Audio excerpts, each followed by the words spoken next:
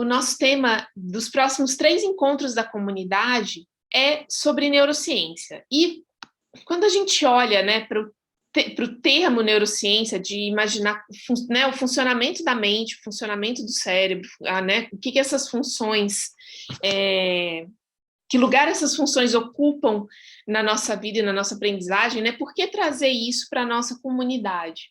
A gente entende que a gente está vivendo num mundo com muitas transformações rápidas, complexas, muitas vezes difíceis, e que a gente vai buscando, então, conversar e trazer conteúdos sobre diferentes aspectos sobre os quais a gente pode olhar para essas transformações.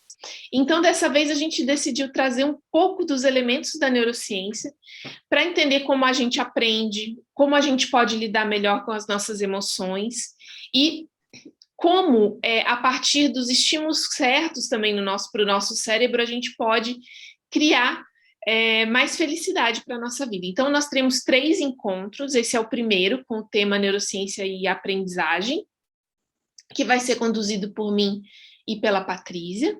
Daqui 2 semanas, a gente vai ter um próximo encontro, também na segunda-feira, às 8 horas, com a temática da neurociência e inteligência emocional.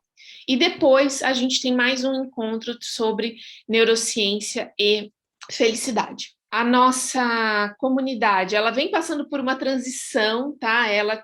Até então, a gente tinha uma comunidade por assinatura, e a gente tomou uma decisão esse ano de torná-la gratuita, com a intenção mesmo de trazer mais pessoas e mais diversidade para o nosso grupo. Eu vou só mostrar um PPT para vocês aqui, para quem ainda não conhece, saber um pouco das atividades que a gente tem na comunidade da cuidadoria. Então, além desses encontros que a gente chama de encontros de aprendizagem, né, que são esses, e que a gente vai trabalhando por temas, diferentes temas, a gente também tem um encontro semanal, todas as quartas-feiras, às 7h30 da manhã, para meditar juntos. Esse é o Slow. O Slow acontece toda quarta-feira, às 7h30 da manhã, e a gente tem uma meditação guiada, né, e com um período de silêncio, a gente tem um espaço para uma partilha. Então, se você se interessa também se você já medita ou se você se interessa em tomar contato com a meditação como uma forma de desacelerar, como uma forma de estar mais presente no seu dia a dia, esse é um bom espaço. E a gente faz também o escutatória, a gente vai divulgar a agenda em breve, como uma prática. Às sextas-feiras, ela é mensal, às sextas-feiras pela manhã, uma prática de escuta e atenção plena, de comunicação com escuta plena, com escuta atenta, de comunicação autêntica.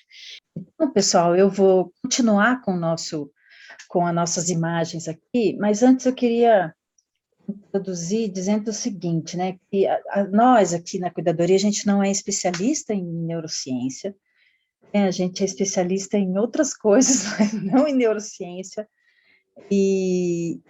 mas é um assunto que nos interessa bastante, e a gente, então, estuda quando é relacionado ao nosso trabalho, às nossas atividades. Então, e hoje eu percebo também que há um aspecto essencial, assim, da neurociência que tem a ver muito com uma necessidade de 3 coisas. Primeiro, a mudança de mentalidade.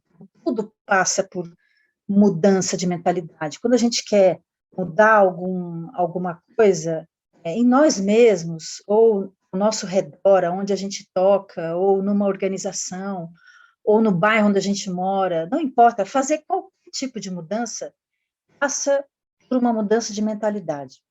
Primeiro isso, a neurociência nos ajuda a compreender como é que são esses processos. Outra coisa, muita relevância em relação a aprender como ter tolerância sobre o diverso, sobre o novo, sobre tolerância sobre as diferenças. Então, como é que a gente considera a diferença? A neurociência pode nos ajudar a entender isso e melhorar o nosso dia a dia, as nossas relações. Outra coisa é aprender a escolher melhor, a ter boas escolhas, a melhorar a qualidade das nossas escolhas no dia a dia também, diante de tanta incerteza, diante de assim, um mar de informação, e que muitas vezes essas informações não têm base na realidade. E então eu acho que essas são três coisas bastante relevantes que a neurociência pode sim nos ajudar.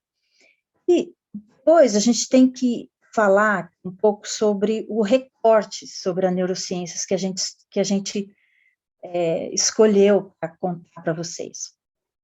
O recorte vai ser o recorte vinculado à aprendizagem, que é a neurociência cognitiva. Então, a neurociência cognitiva é um braço desse gigantesco domínio que é a neurociência, e ela vai cuidar, então, eu vou compartilhar aqui com vocês, acho que eu devo estar com o compartilhamento já, né, Ti? Então, gente, esse recorte, é importante a gente olhar para ele, porque, assim, nós aqui na Cuidadoria, então a gente se interessa por todo o ambiente e todo o conhecimento que envolve o aprendizado. E é esse aprendizado que se dá no dia a dia, durante as nossas relações, quando a gente se relaciona com as pessoas, quando a gente se comunica com as pessoas, existe um processo de aprendizado acontecendo. E é sobre esse aprendizado que a gente está falando. Então, nós somos o tempo todo influenciados por esses estímulos que vêm de todos os lados, de nós mesmos, né, de tudo à nossa volta, e como nós somos totalmente influenciados por isso, de forma individual e coletiva.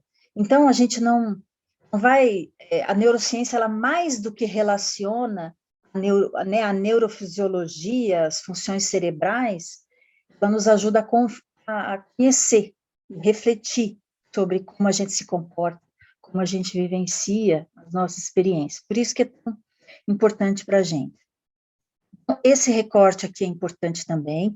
A neurociência cognitiva é a investigação desse funcionamento cerebral, e ela estuda, ela vai identificar as regiões onde acontecem todas as nossas percepções, e só que mais do que isso, então, ela vai além, ela planeja conscientemente o nosso comportamento e olha também para a programação da ação humana. Então, ela identifica regiões do cérebro, ajuda a gente a planejar o nosso comportamento, a programar a nossa ação e a identificar esses processos de aprendizagem, linguagem, comportamento, ou seja, estuda toda essa complexidade e o dinamismo cerebral. E existe uma diferença que é bem importante para esse nosso estudo aqui, e que vocês vão perceber, que é a diferença entre a teoria clássica da neurociência, e ela vinha sendo estudada, gente, isso é bem interessante, por quê? Porque mostra o quanto que a gente ainda está engatinhando nesses estudos, o quanto de mistério ainda há em torno das funções cerebrais e de tudo que ele é capaz. Então, por um lado, a teoria clássica da neurociência olha, né, olhava o cérebro e a consciência como tudo relacionado ao que é primário, sem influência do mundo externo, e a teoria, por outro lado, a teoria contemporânea da neurociência, onde a gente se baseia, que olha a consciência a partir das construções cognitivas. Então, dão origem aos novos sistemas de comportamento. Então, uma olhando para o que é primário, sem a influência do mundo externo, a outra vem e diz assim, não, a partir do que nos acontece. Então, muda tudo, muda radicalmente tudo.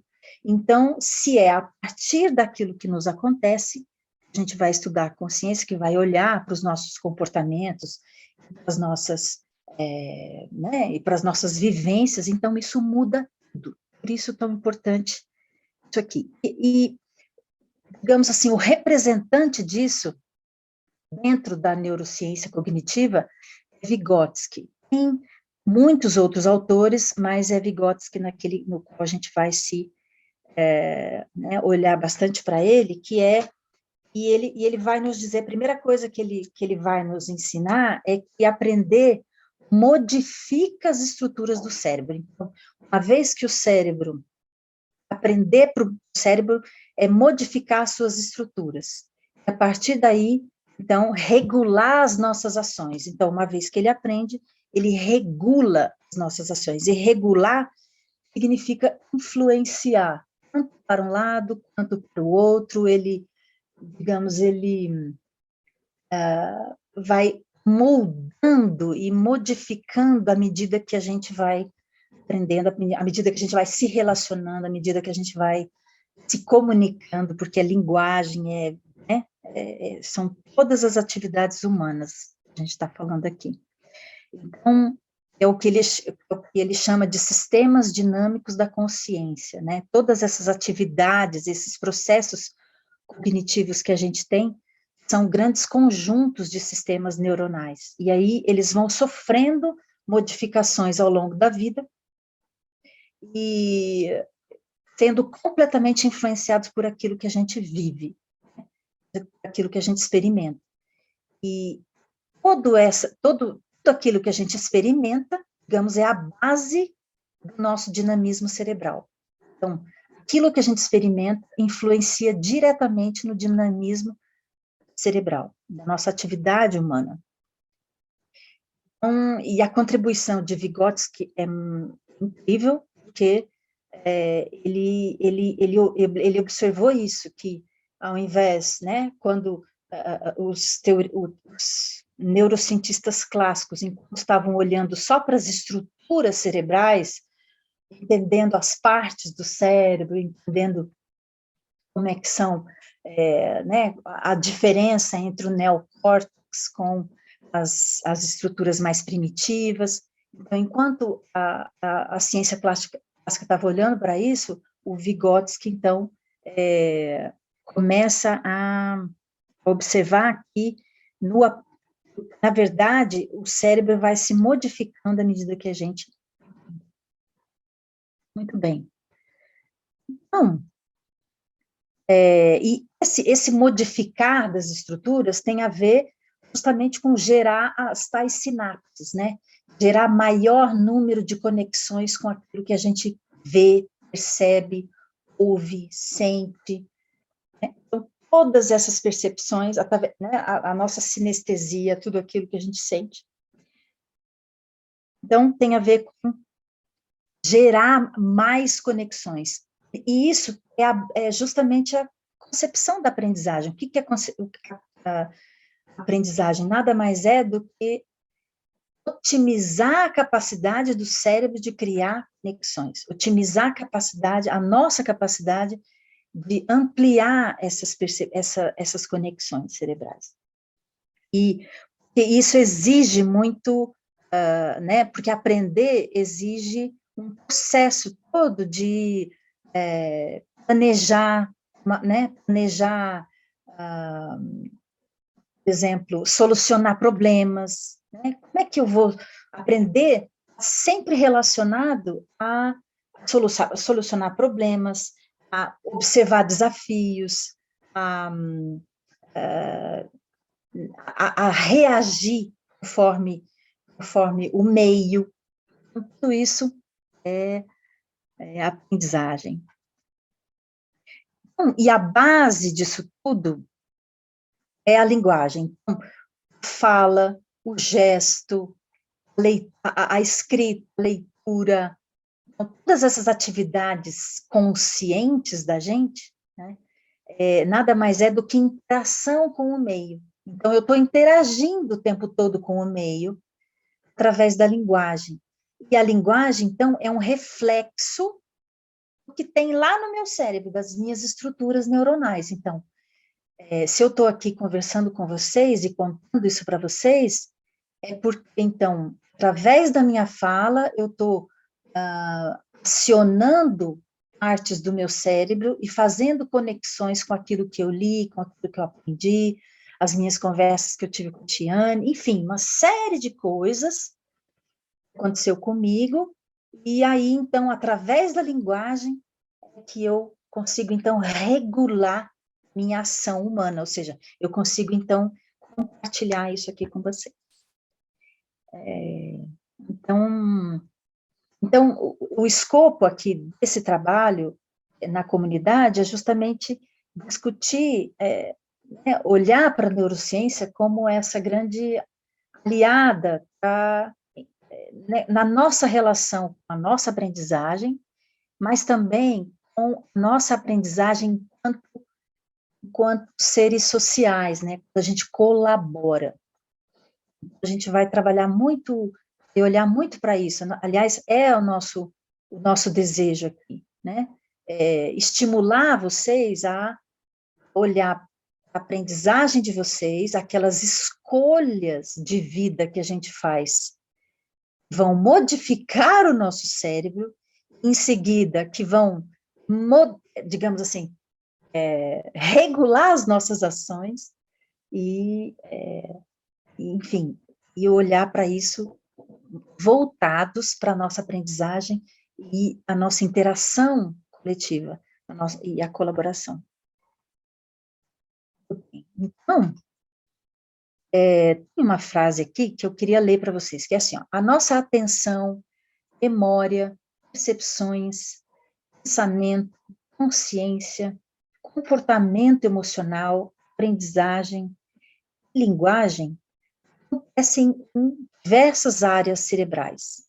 Então, se integram funcionalmente e são influenciadas ativamente pelo meio sociocultural, nas relações sociais do homem. Essas funções mentais superiores, que são a linguagem, né? Linguagem, a cognição, são cognitivamente importantes para a aprendizagem numa relação intrínseca com a linguagem, mediando nossas funções psicointelectuais. Então, vou dar um exemplo para vocês. Imagine pessoas que são submetidas, envolvidas constantemente em um bom ambiente, onde a compreensão e a empatia se sobressaem, onde as pessoas se respeitam, onde as pessoas se ouvem, onde as pessoas conversam, onde as pessoas né, têm um relacionamento saudável, tem, claro, todas as dificuldades, mas imagine um ambiente onde exista respeito, empatia. Como se o cérebro aprendesse a ser empático em contato com a empatia. É isso que acontece. Como é que a gente faz? O cérebro aprende a ser empático, porque ele está sendo exposto ao ambiente empático repetidamente. Como os nossos músculos, depois de alguns anos de musculação. Ele aprende aquilo nas suas células. Então, a gente está falando de neurociência, então é lá nos neurônicos, mas nos nossos músculos, os nossos músculos também aprendem. Então, ele cria uma memória do estímulo. Então, a gente está o tempo todo fazendo isso. Acontece exatamente a mesma coisa com o cérebro. Então, pessoas expostas continuamente à violência, por exemplo, o que vai acontecer? Elas vão moldar suas funções cerebrais, elas vão imprimir na sua memória, percepção, pensamento, e também na própria estrutura cerebral. É como se imprimisse na estrutura cerebral a violência. Então, ela vai moldar as funções cerebrais. E, claro, uma vez que está moldada, que está impressa ali, o que vai acontecer? O próprio cérebro vai regular as ações para a violência. Então, é muito interessante. Então, primeiro, existe assim, a memória, as percepções, tudo isso são voltadas ao impulso violento, vice-versa. Então, primeiro o meio interfere nas funções cognitivas, modifica os neurônios, as áreas cerebrais relacionadas. E depois tem o processo inverso. O próprio cérebro violento é que media as ações, o pensamento, a linguagem, as percepções, tudo. E aí vira o círculo virtuoso na função cerebral, mas ele é um ciclo, né, danoso para as pessoas. Então, por quê? Porque elas foram expostas o tempo todo a isso. Então, outra coisa, a gente estava falando, a Bia lembrou alguma coisa sobre fake news, as teorias de conspiração, né, os factoides, tudo isso, a internet, são muitos, mas muitos estímulos também que a gente recebe tudo isso. Então, é como se existisse um cérebro coletivo criando pessoas dispostas e capazes a acreditar nessas fantasias. Então, é como se, agora eu falei individualmente, né? Uma pessoa exposta à violência, ela vai ter um cérebro violento. Mesma coisa coletivamente. Então, quando a gente acredita coletivamente, repetidamente, em fake news, em teorias de conspiração, como se a gente criasse um cérebro coletivo, pessoas dispostas a acreditar nisso. E eu achei isso absurdo, assim, é muito interessante como a gente vai fabricando essas coisas o tempo todo, e lendo aqui o livro do Jim Burnett, ele é fabuloso, e ele conta, por exemplo, como é que a gente cria e fabrica as nossas fobias, os nossos medos. E ele, então, e ele diz assim que o cérebro encontra qualquer coisa para ter medo, que ele ainda é primitivo, digamos assim, ele tem estímulos primitivos de quando a gente sofria todo tipo de ameaça física à nossa sobrevivência. Então, é claro que ele ainda mantém esse estímulo. Então, o que ele faz? Ele tem medo de tudo. Então, ele fabrica medos o tempo todo. O nosso cérebro fabrica medos o tempo todo. E é por isso que, enfim, é uma das razões que a ansiedade é um mal universal, né? Muito disso relacionado a uma enorme obsessão daquilo que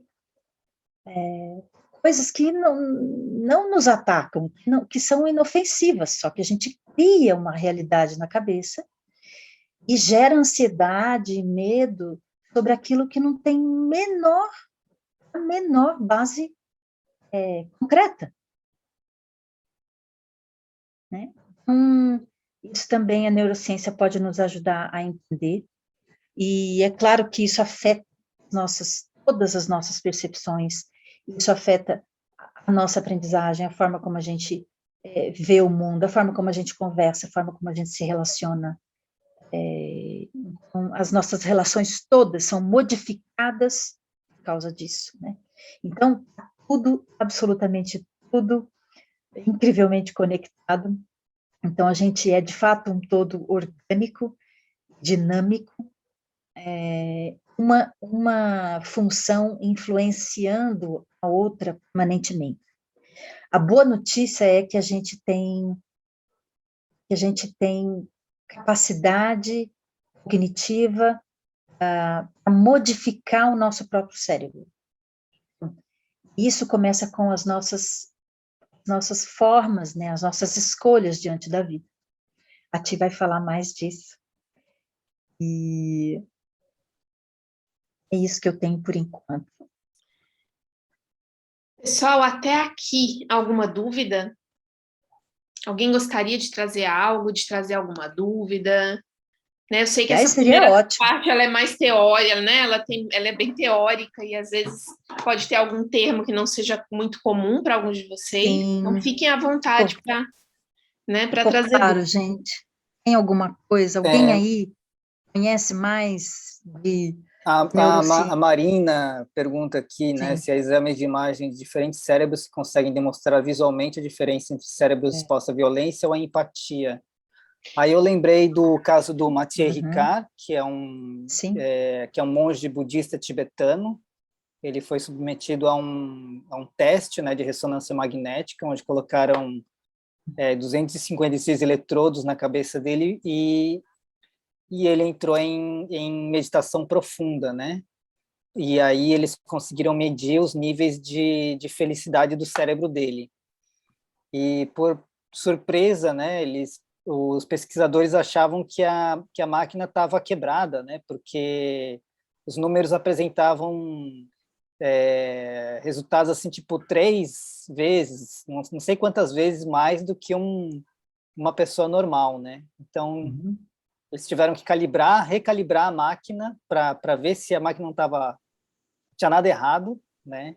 E aí descobriram que sim, que é possível medir, né, a felicidade, níveis né, tanto de estresse, irritabilidade, quanto níveis de bem-estar, felicidade no cérebro da pessoa, né? Então, Que legal. tem estudos bem avançados com relação a isso, né? Inclusive, o Dalai Lama, ele apoia um instituto de mente e neurociência, né?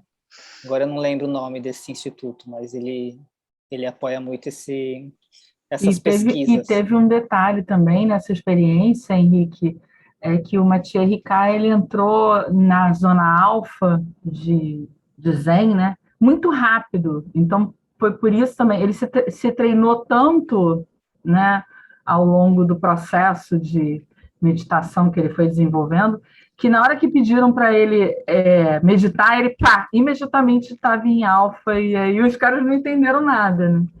Mas, assim, o que eu queria trazer para a Patrícia, que foi meu clique, né, meu aha moment aqui. Então, pelo que você disse, se a gente pegar uma criança e que está lá com o cérebro ainda em formação,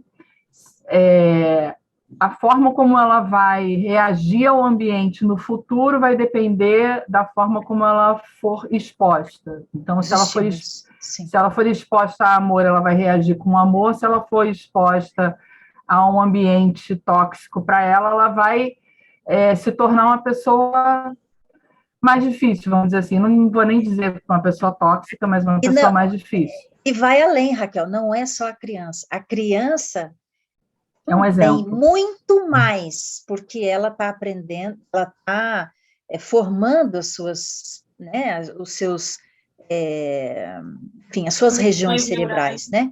Ela tá formando. Agora, o adulto também. Então, digamos que as mesmas funções que estão lá na criança estão no adulto. Não muda.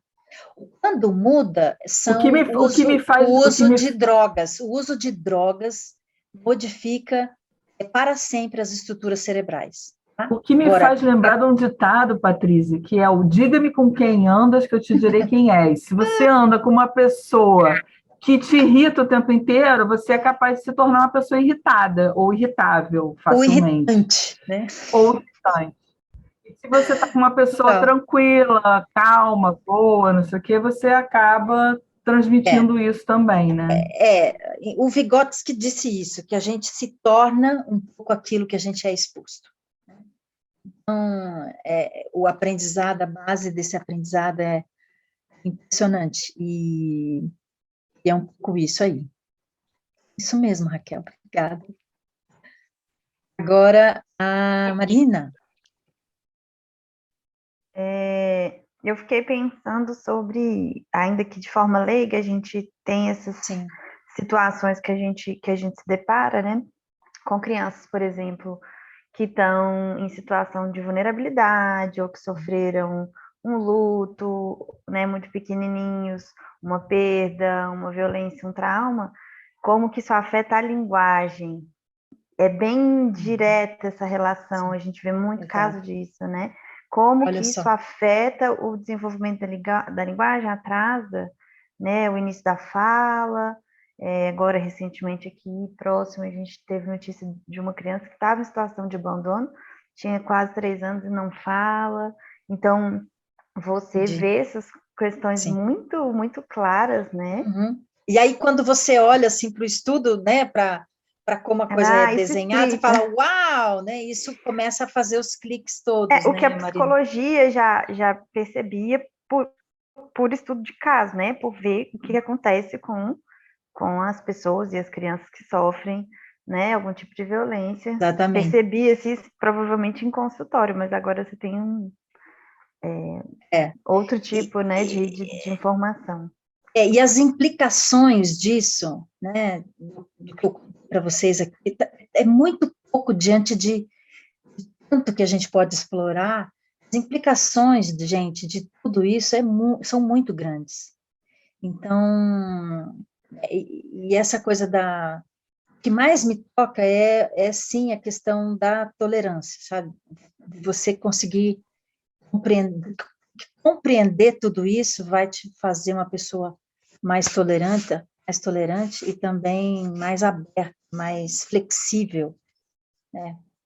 Eu acredito muito nisso, que conhecer sobre essas coisas nos ajuda demais a... Você não consegue agir ou pensar de uma forma depois de ter aprendido sobre isso, entende? Então, você começa a repensar sobre as suas ações, as suas atitudes, seus comportamentos, uma vez que você entra em contato com esse tipo de conhecimento. Então, é muito... Fica, Gabi. Primeiro, eu fiquei bem feliz de reviver aí os estudos de Vygotsky. Eu gostava bastante de estudar essa parte da psicologia, mas já tinha me desconectado bastante dela desde que eu me formei. E acho que, para mim, assim, o que tem de mais potente quando você traz essa nova neurociência é exatamente essa relação de compreensão do social, do antes, porque a gente pode até ter a figura do cérebro, a gente pode ter a máquina mais moderna do mundo que vai te entregar a imagem mais completa de tudo que está acontecendo no cérebro humano, mas a forma que a gente vai interpretar aquilo é que vai fazer diferença.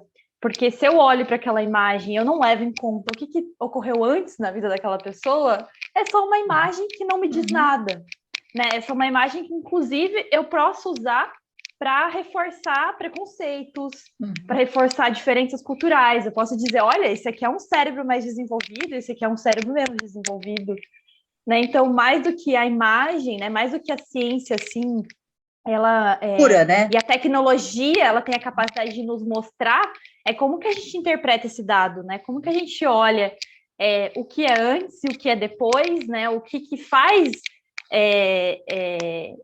as sinapses acontecerem desse jeito ou de um outro, né? Por que é assim numa cultura, é assim numa outra cultura, é assim numa condição social e assim em outra.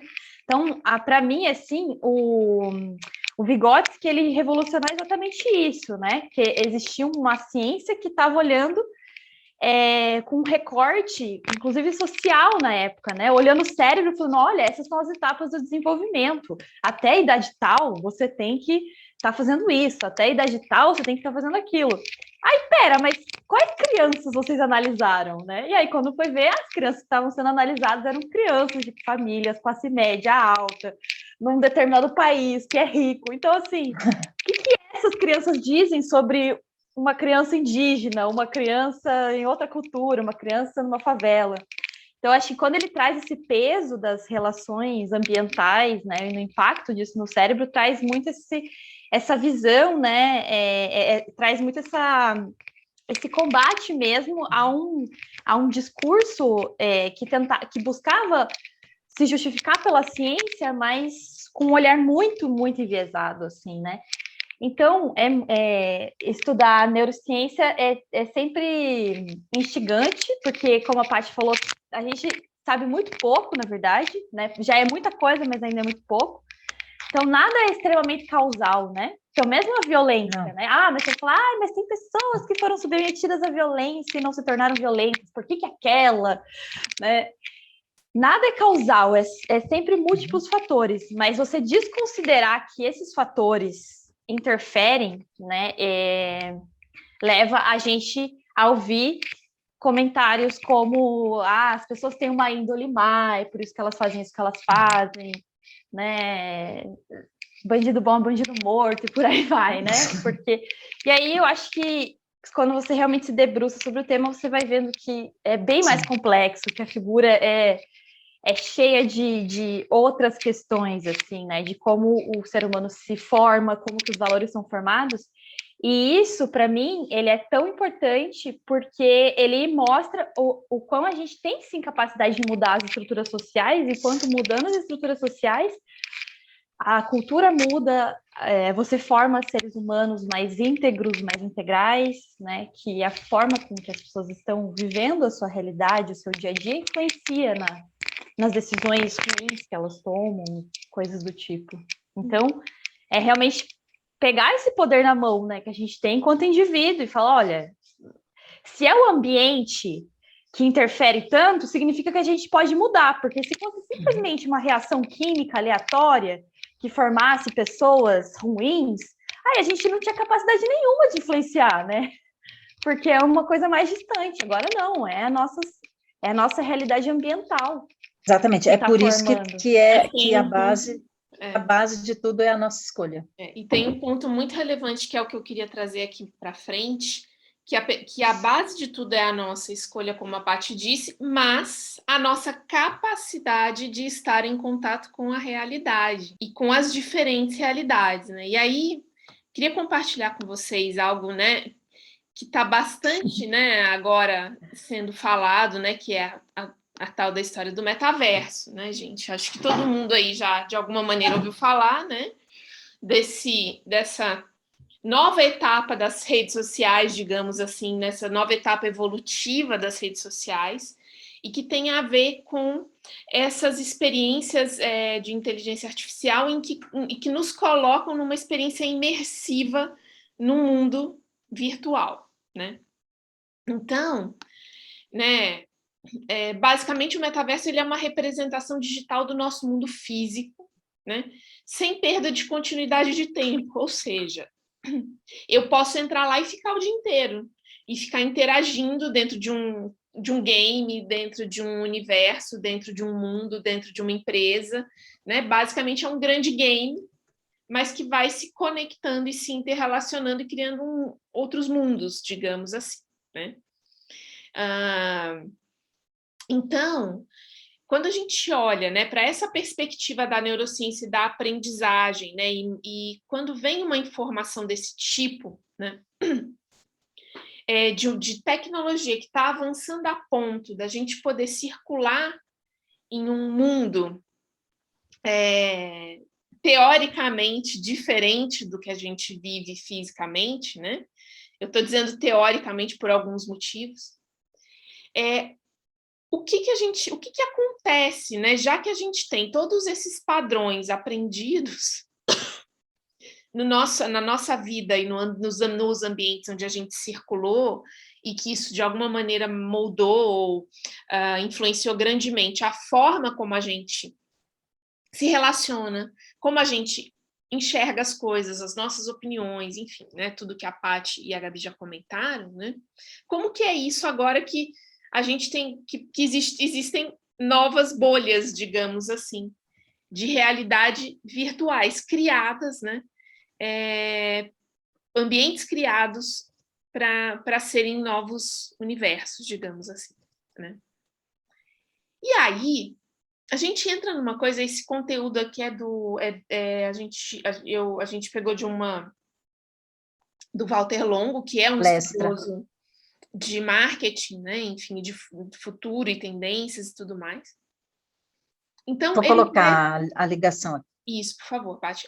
Ele traz o quê? Algumas razões potenciais, né? Por que o metaverso passa a existir, né? Primeiro, vejam, gente, observem bem isso que está aqui, nesses pontos, para a gente olhar de uma maneira bastante, não é contra ou a favor, mas de uma maneira realmente crítica, né?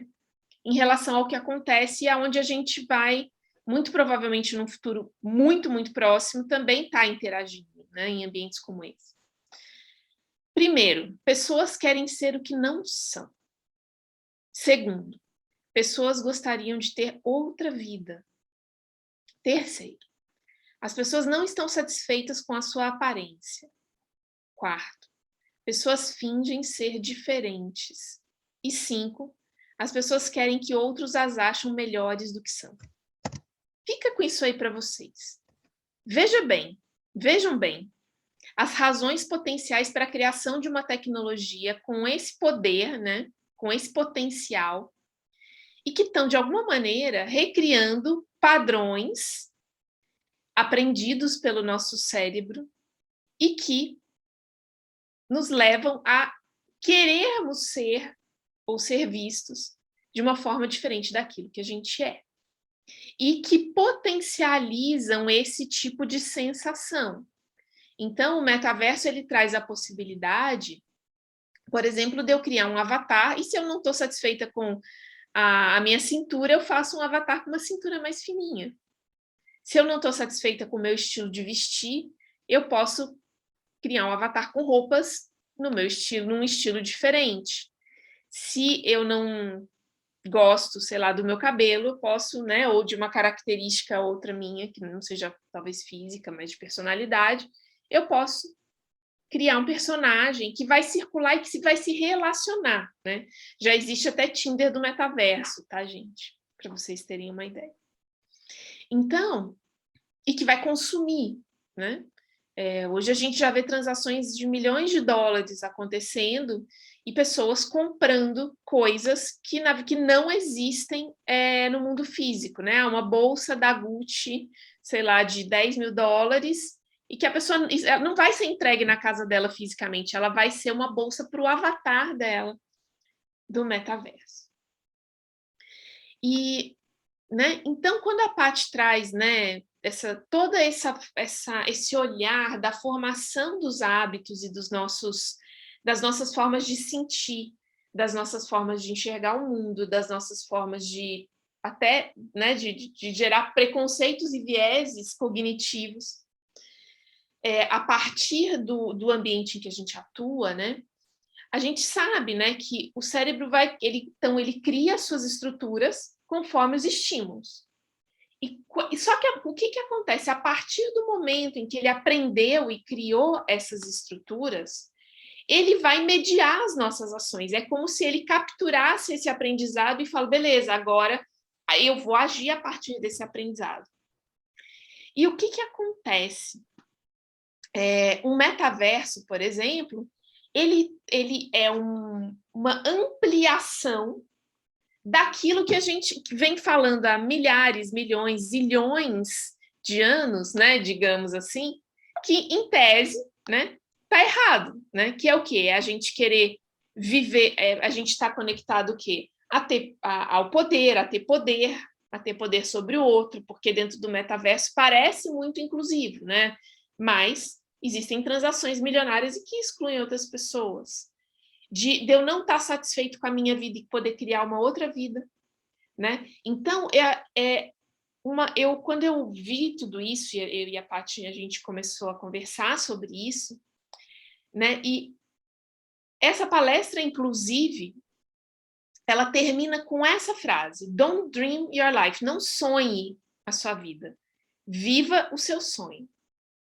E quando eu vi isso, eu fiquei, assim, absolutamente chocada, gente. Eu juro por Deus, assim, porque parece uma frase bonita, motivadora, interessante, mas ela é absolutamente cheia de maldade. Porque esse sonho que muitos de nós... Positivamente tóxica. Né, absolutamente tóxica.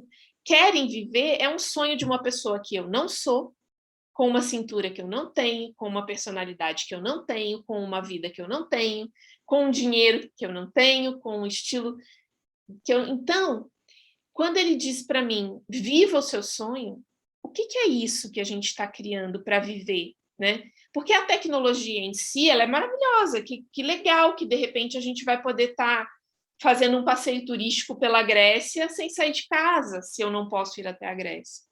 Que legal que talvez eu vou estar experienciando coisas com pessoas de outras culturas, né? Que de repente eu não teria acesso aonde eu moro. Mas, por um outro lado, é muito importante a gente olhar até por essa perspectiva, né? O quanto a gente vai somente recriando os mesmos padrões, só que de uma maneira cada vez mais intensa, e ensinando o nosso cérebro a viver assim, cada vez mais. Né? Então, dá para imaginar que o prognóstico disso não seja muito bom, né? Que a chance das pessoas adoecerem mais psicologicamente, delas... Por quê? Porque delas não saberem ou deixarem de saber como viver a vida delas fora de um avatar, né? E, então, a Marina está dizendo aqui, cria a ilusão de que podemos ser qualquer coisa. Claro que a gente pode usar para o bem, né? A questão, né, Kátia, que eu quero deixar aqui para vocês é o quê? Que, sem dúvida, a gente pode e deve usar para o bem. É justamente essa.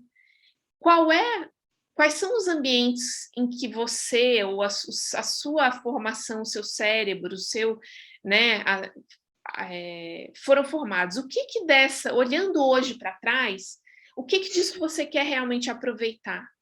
Né? Olhando para trás, o que disso você quer mudar? E um ponto muito relevante, né, e que me traz bastante também incômodo, como é que a gente toma contato com a experiência direta, né, a experiência direta da vida.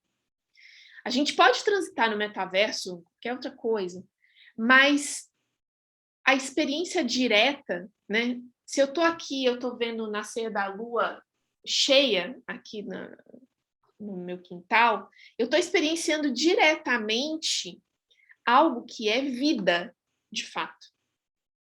Que não é criado, é vida. Eu posso ter uma experiência direta, eu posso me sentir parte disso. Eu posso, com muita simplicidade, viver coisas e não simplesmente experienciar coisas. E isso muda tudo. É perceptível, né, quando a gente fala, as pessoas moram em lugares mais na natureza, muitas vezes tem uma percepção de mundo muito ampliada sistemicamente, porque ela consegue enxergar e experienciar diretamente muitas coisas acontecendo. Então, essa é um pouco da reflexão, né, que eu gostaria de finalizar aqui com vocês. Né? É isso que você quer ensinar ao seu cérebro? O que é isso que você quer ensinar ao seu cérebro? Né? O ser humano, ele é um ser social, né, gente? Em primeiro lugar. Então, também tem essa coisa que a gente falou dessa modelagem da nossa mente. Isso acontece no nível individual, mas acontece no nível coletivo também. Então, que caminhos existem para que a gente também possa se autorregular para poder transitar com saúde em meio a isso, né? E uma das coisas que a gente pode fazer é justamente trabalhar a nossa atenção. Né? Hoje em dia a gente fala muito de mindfulness, né, e todas essas coisas que muitas vezes são ferramentas muito poderosas, utilizadas de uma forma muito errônea também, ou muito superficial, ou para criar mais produtividade, uma série de coisas. Mas é bastante interessante a gente poder olhar para uma perspectiva de que nós temos uma neuroplasticidade, né? E que a gente pode cuidar do nosso cérebro de forma a gente escolher aonde a gente quer colocar a nossa atenção. E é muito interessante também a gente olhar por um seguinte aspecto, né? Por mais inclusivas que as redes sociais possam parecer, elas não são. Por mais inclusivo que o metaverso possa parecer, nossa, tá todo mundo lá. Não, não tá. Existem outras coisas. Existem pessoas que talvez nunca tiveram um telefone celular. Existem comunidades que vivem vidas muito, muito diferentes. E a gente pode, sim, fazer escolhas e que a gente pode sobreviver tranquilamente, né? Tem um monte de gente aí ganhando dinheiro e que está fora do marketing digital. Tem muita gente trabalhando e com estabilidade e tudo bem, fora dessa grande coisa que parece que é onde está todo mundo. Então, vale muito a pena a gente olhar para essa possibilidade de treinar a nossa atenção, para que a gente possa também fazer escolhas conscientes de acordo com a vida que a gente quer ter, né? E para além da gente querer ser algo diferente daquilo que a gente é, por que não a gente tentar realmente buscar aquilo que a gente é, né? De fato, né? Esse ser mais profundo que ele tá conectado com uma vida, com uma força de vida, que é maior do que tudo isso, né? E pelo menos, para mim, é a única saída, é quando a gente realmente olha para dentro, né? Se não tem espaço fora, o espaço está dentro, né? E que a gente também percebe estando presente, né? Isso. Porque a gente tem, a cada momento, a gente tem escolha, né? A gente escolhe estar no aqui, no agora, e não com medo ou com ansioso com o futuro, né? Porque o futuro, até ele acontecer, vai ter tantas coisas que vão desenvolver até lá, que as opções que vão ter quando a gente chegar lá, a gente hoje nem consegue imaginar, né? E por isso essa ansiedade, essas coisas que eu acredito que esse meio tecnológico, porque tem os dois lados, né? Tanta coisa boa que a tecnologia traz para a gente aí na saúde, na medicina, né? Mas também tem esse outro lado, e a gente tem que saber lidar com eles, né? E tá mais presente, porque o que a gente tem hoje, a gente tem que largar o celular, olhar para o lado e conversar com a pessoa que está do nosso lado, né? Ter a experiência presencial, ou até, assim, a gente está aqui agora também está online, mas estamos aqui todos 100% da atenção voltada a escutar, né? Aprender e dividir. O quanto que isso conta sobre nós, né? O quanto que as nossas escolhas contam sobre a gente, o quanto que elas, contando sobre a gente, vão nos moldando também. A gente pode então, contribuir com as outras pessoas nesse mesmo processo. Deixa eu fazer um convite aqui, né? Eu acho que esse espaço da cuidadoria sempre foi um espaço onde a gente convida as pessoas para ser quem elas realmente são, né? Um espaço de confiança, de vulnerabilidade, né? Então, eu acho que a cuidadoria, a comunidade pode ser esse espaço aí da resistência, né? Da desobediência civil, né? A gente consegue, com tecnologias antigas como o Zoom, criar esse ambiente, né? Que já ficou antigo diante do metaverso. Exatamente. Então, e a gente pode ter um espacinho lá no metaverso também, né? Onde a gente pode ser quem a gente é, né? Nem não quem a gente quer ser, né? E tudo depende do convite que a gente faz, né? De como a gente constrói esse ambiente. Então, assim, pelo que eu andei lendo, né? A tecnologia do metaverso vai demorar pelo menos uns 5 anos aí, então a gente vai ter tempo para se preparar para isso, ou para se preparar para não ter isso, né? Assim, a única coisa que me preocupa é a concentração do poder econômico das indústrias de tecnologia, né? Como a Raquel falou, no Não Olhe para Cima, eu acho que o principal vilão do Não Olhe para Cima é a indústria de tecnologia, né? Não é nem o meteoro, nem a presidente louca, mas sim o maluco da tecnologia lá que quer lucrar com o meteoro, né? Desculpa fazendo um grande spoiler aí da coisa, né? Mas é isso, a tecnologia ela não tem moral, né? Aproveita, eu acho que quem tem o poder econômico vai querer aproveitar disso e lucrar com isso, mas, assim, temos uns aos outros, temos o Zoom. Os uns aos outros, os uns aos outros. Ninguém larga a mão de ninguém, Henrique. Ninguém larga a mão de ninguém. Por favor. Pronto. Muito obrigada por hoje, muito obrigada por terem vindo. E para finalizar, então, quero deixar uma frase aqui para vocês, vou botar aqui no chat, que é a seguinte, né? E se a questão não for porque é tão raro eu ser a pessoa que quero ser, e sim porque é tão raro eu querer ser a pessoa que eu realmente sou? Como isso mudaria o que você acha que precisa aprender? Pessoal, Tchau, gente. boa noite. Beijinho.